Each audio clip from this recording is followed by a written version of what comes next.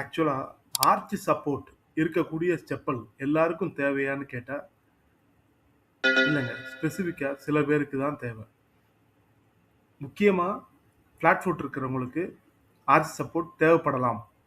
இதுல என்னன்னா நெறைய பேர் எனக்கு ஃப்ளாட் ஃபுட் இருக்கு. எனக்கு ஆர்ச் வச்சு செப்பல் குடுங்க அப்படின்னு சொல்லி வர்றாங்க.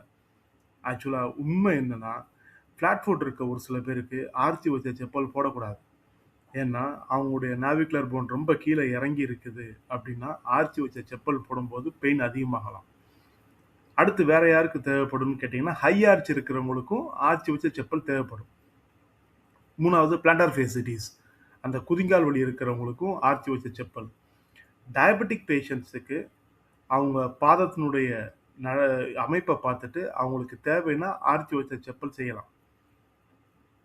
ஆக்சுவலா ஆர்ச்சுங்கிறது இங்க நெறைய பேரு எனக்கு செருப்புல ஆர்ச் வேணும்னு சொல்லி வந்து கேட்கறாங்க.